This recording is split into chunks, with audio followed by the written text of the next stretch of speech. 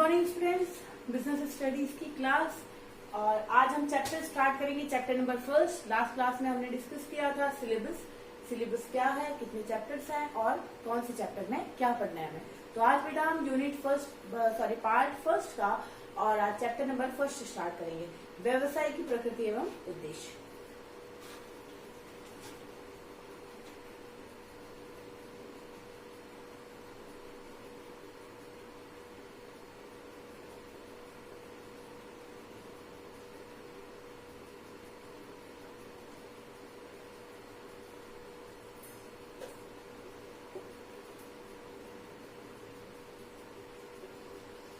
देखिए बेटा, स्टार्ट करते हैं चैप्टर फर्स्ट।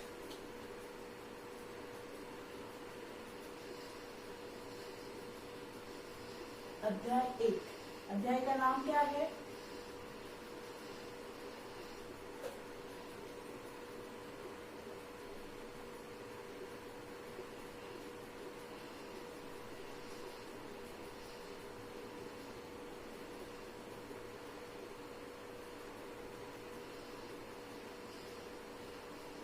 व्यवसाय की प्रकृति एवं उद्देश्य। व्यवसाय मैंने डिस्कस किया था लास्ट टाइम कि क्या होगा व्यवसाय, कैसे होगा। तो अपन सबसे पहले बात करेंगे व्यवसाय की अवधारणा, कॉन्सेप्ट ऑफ बिजनेस।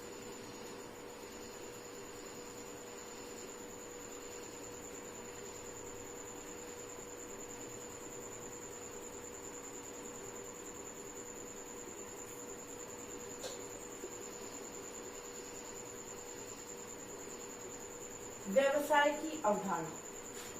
व्यवसाय शब्द की उत्पत्ति किससे हुई है? व्यस्त रहने से। व्यवसाय में क्या रहता है, व्यक्ति बिजी रहता है। तो व्यवसाय शब्द की जो उत्पत्ति हुई है वो किससे हुई है? बिजी रहने से, मतलब व्यस्त रहने से। देखिए,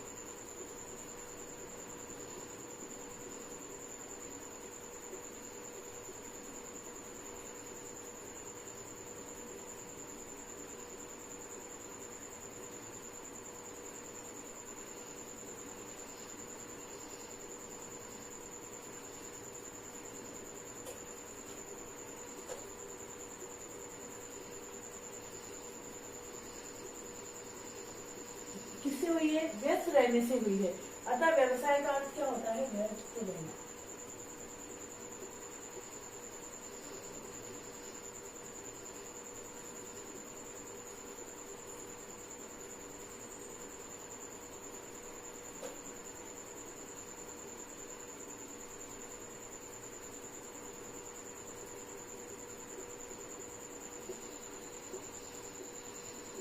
देखिए, क्योंकि कोई भी व्यक्ति है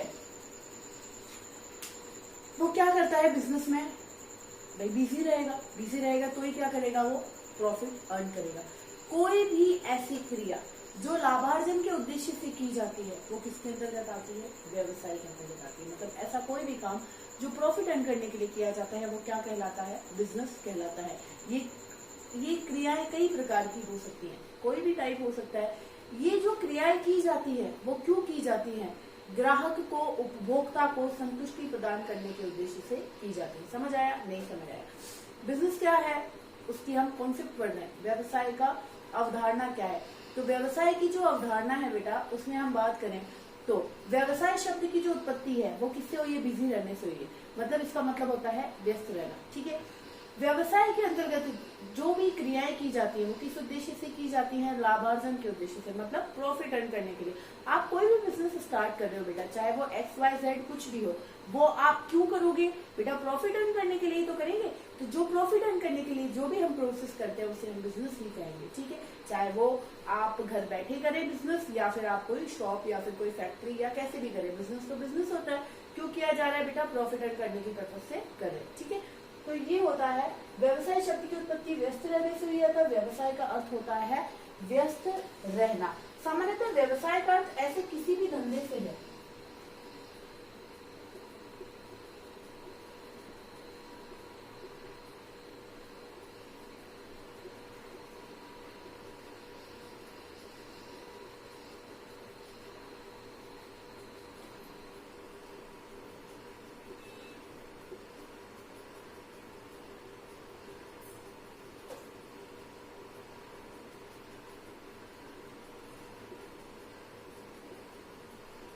क्या हो, प्रॉफिट हो, जो लाभार्जन के उद्देश्य से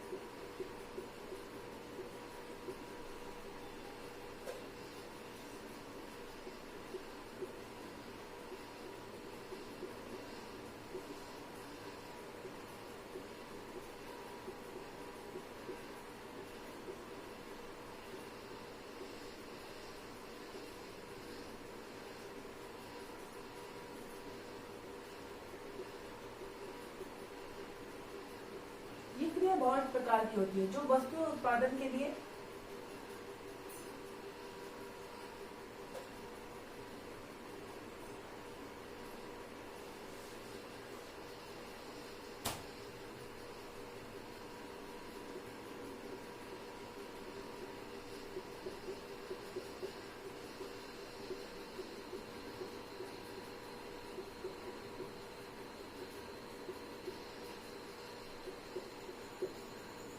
जो बेटा व्यवसाय है वो क्यों कर रहा है, जो लोगों की संतुष्टि के लिए कर रहा है।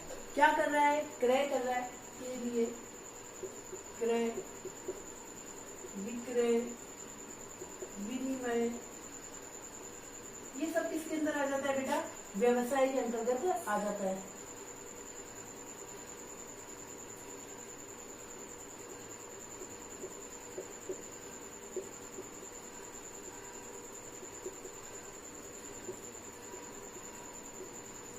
बहुत ही इजी सी बात है।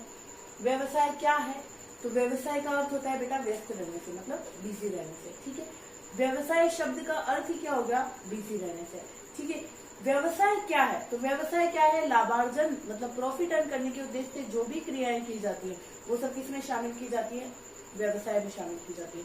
और ये जो क्रियाएं हैं ये अन्य लोगों को संतुष्ट करने के लिए, क्रय, विक्रय या विनिमय कुछ भी आप करते हैं तो वो किसके अंतर्गत आता है बेटा, आपके बिजनेस के अंतर्गत ही आता है। समझ आ गया होगा। कुछ नहीं है, व्यवसाय क्या है, बिजी रहने की प्रोसेस है। क्यों की जाती है, प्रॉफिट अर्न करने के लिए की जाती है। इसका में और क्या काम है भाई, अन्य लोगों को संतुष्टि प्रदान करना। अगर अन्य लोग संतुष्ट नहीं होंगे तो क्या आपका बिजनेस सक्सेस होगा, नहीं होगा बेटा। सक्सेस तो तभी होगा जब आपके कंज्यूमर को क्या हो रहा है, सेटिस्फेक्शन हो रहा है, आपका जो प्रोडक्ट है वो उसे पसंद आ रहा है। ठीक है बेटा, तो ये तो थी इसकी अवधारणा। अब हमने इसमें एक बात की कि ये कई प्रकार की क्रियाएं होती है और क्रियाएं ऑलमोस्ट 2 प्रकार की होती है। देखिए कौन कौन सी होती है वो बताती हूँ। क्रियाएं कितने प्रकार की होती हैं, क्रियाएं होती है बेटा 2 प्रकार की।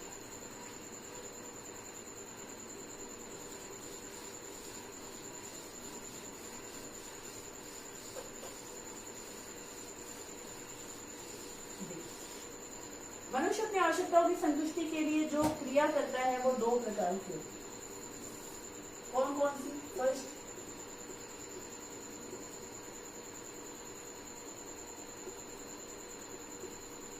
आर्थिक क्रिया,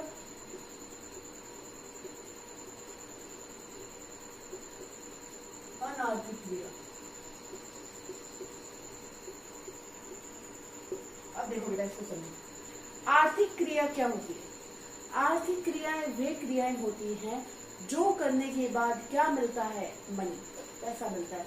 वे क्रियाएं जिसे करने के बाद व्यक्ति क्या कोई उसके बदले क्या रुपए या पैसे या जो भी उसके बदले में मुद्रा की प्राप्ति करता है, तो उसे क्या कहा जाता है बेटा, आर्थिक क्रिया कहा जाता है। फॉर एग्जाम्पल मान लीजिए कि कोई टीचर पढ़ा रहा है, तो उसके बदले उसे क्या मिल रहा है, जो भी सैलरी है वो मिल रही है, दैट मीन्स क्या है, आर्थिक क्रिया है। मान लीजिए कोई डॉक्टर है, आप उसके पास जाते हैं तो वो आपको चेक करता है, तो क्या लेगा, उसके लिए अपनी फीस लेगा, तो क्या है, वो आर्थिक क्रिया है। उसके अलावा बहुत सारी क्रियाएं, आप कोई वस्तु खरीदते हैं तो उससे आपको आप वो लेने के लिए उसे आपको क्या करना पड़ता है, पे करना पड़ता है, तो वो भी क्या है, एक आर्थिक क्रिया है, वो अपना बिजनेस कर रहा है। ऐसे बहुत सारे काम हैं। मान लीजिए आपके घर में कोई काम करने के लिए बाई आती है, सर्वेंट आते हैं, तो वो जब काम करते हैं तो वो क्या लेते हैं, आपसे मंथली सैलरी लेते हैं, तो वो भी क्या है, आर्थिक क्रिया। तो समझ आ रहा है, मैं लिख नहीं रही हूँ बेटा, नोट्स में मिल जाएगा आपको, मैं आपको ऐसे ही समझा रही हूँ। आर्थिक क्रियाएं क्या होती हैं, तो आर्थिक क्रियाएं वे क्रियाएं होती है जिसे करने के बदले उसे कुछ मूल्य प्राप्त होता है, उसे बोलेंगे आर्थिक क्रिया। समझ आए, आर्थिक क्रिया वे क्रिया जिसे करने के बदले व्यक्ति को क्या प्राप्त होता है, उसके बदले मूल्य प्राप्त होता है, उसे बोलेंगे आर्थिक क्रिया। समझ आ गया।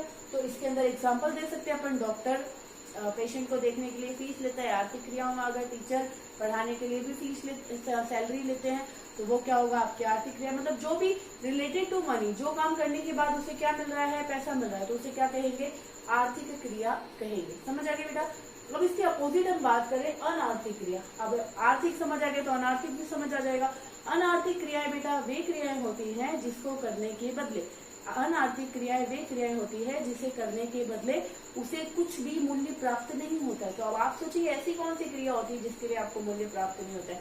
आपके घर में मम्मी काम करती हैं, जो सर्वेंट काम करता है उसके बराबर ही करती है, भाई सर्वेंट मत समझ लेना, पर फिर भी काम तो करती है, खाना बनाती है हमारे लिए और कपड़े वॉश करती है, उसके अलावा झाड़ू पोछा, घर में काफी सारे काम होते हैं, किसी के घर सर्वेंट है, किसी के घर सर्वेंट नहीं। तो मम्मी जो काम करती है, चलिए खाना तो बनाती है हमारे लिए, तो खाना बनाने के लिए मम्मी को कुछ पे मिल रहा है क्या, नहीं। और जिस चीज के लिए कोई पे नहीं मिलता है वो अनार्थिक क्रिया कहलाती है।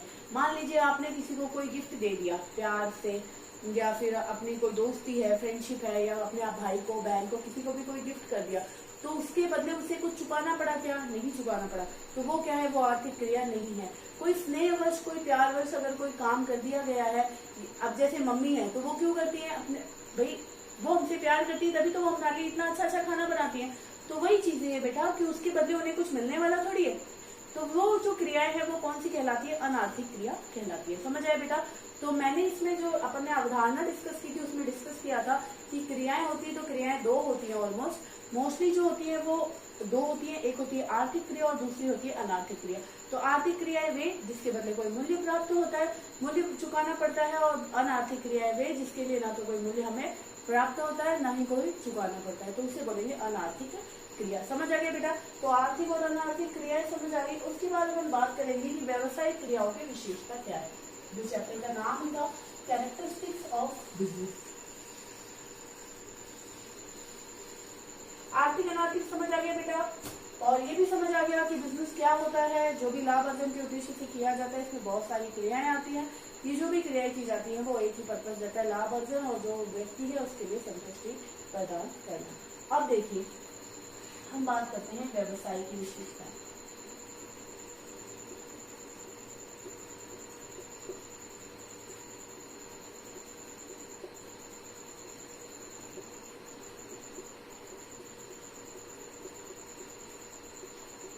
व्यवसाय की विशेषताएं क्या है, ये देखो इसकी विशेषताएं जो अपन ने अर्थ लिखा है ना, उसके माध्यम से भी अपन इसकी विशेषताएं बता सकते हैं। तो इसकी विशेषताएं क्या क्या हैं, देखिए एक दो विशेषता आज क्लियर करते हैं और उसके बाद फिर आज जितना पढ़ा है ना आपको उसको आपको रिवाइज करना है। तो पहली विशेषता अपन ने ये अपन बार बार बोल रहे हैं, एक आर्थिक क्रिया है, तो यही लिख लो, यह एक आर्थिक क्रिया है।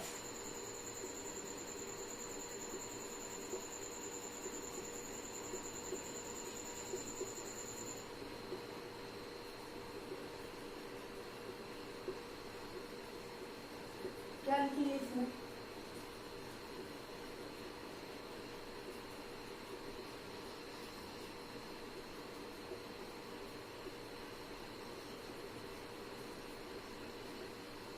व्यवसाय लाभार्जन के उद्देश्य से किया जाता है।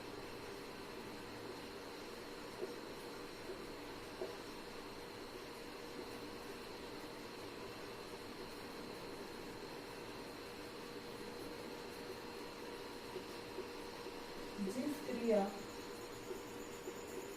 का मूल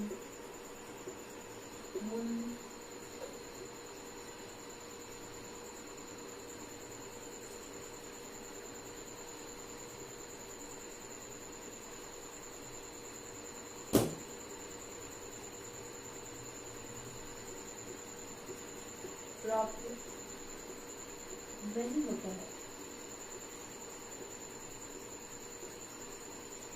वह व्यवसाय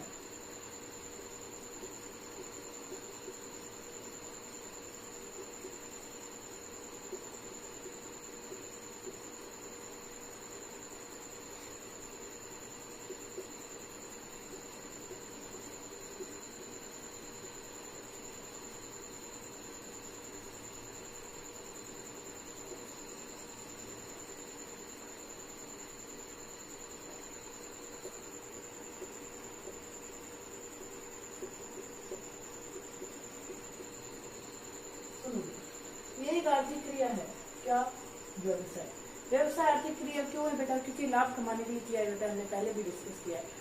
और जो व्यक्ति लाभ कमाने के लिए करता है तो वो अपने जीवन यापन करने के लिए तो बिजनेस कर रहा है ना भाई, उसकी जो नीड्स है उसे पूरा करने के लिए वो बिजनेस कर रहा है, व्यस्त रह रहा है, मेहनत कर रहा है। तो जब मेहनत कर रहा है तो उसे उसके बदले क्या मिलना चाहिए? आउटपुट भी मिलना चाहिए। तो इसलिए इसे क्या कहा जाता है? आर्थिक क्रिया है। इसके बदले उसको कुछ मूल्य प्राप्त नहीं होगा तो वो फिर बिजनेस नहीं कहलाएगा, वो तो एक सेवा कहलाएगी, सर्विस कहलाएगी। मान लीजिए कोई आपको फ्री में रोड पार करवाता है तो वो बिजनेस थोड़ी है। वो सड़क अगर आपको किसी बूढ़े आदमी को किसी व्यक्ति ने सड़क रोड क्रॉस करवा दी तो क्या वो एक बिजनेस है? नहीं बेटा, वो तो एक सर्विस है। तो जिस चीज के लिए आपको कुछ मिला नहीं तो वो क्या है? एक सर्विस नहीं कहलाएगी, और वो एक सर्विस कहलाएगी, बिजनेस नहीं कहलाएगी। देखिए बाकी के जो कैरेक्टरिस्टिक्स है अपन नेक्स्ट क्लास में डिस्कस करेंगे। आज के लिए इतना काफी है क्योंकि अभी स्टार्टिंग है और ज्यादा लेंथी हो जाएगा तो आप फिर कवर नहीं कर पाएंगे। इतना आपको नोट्स प्रोवाइड करा देंगे, आप नोट कर लेना और बाकी जो कैरेक्टरिस्टिक्स है नेक्स्ट क्लास में पूरे कंप्लीट करेंगे। ठीक है, ओके बेटा, थैंक यू सो मच।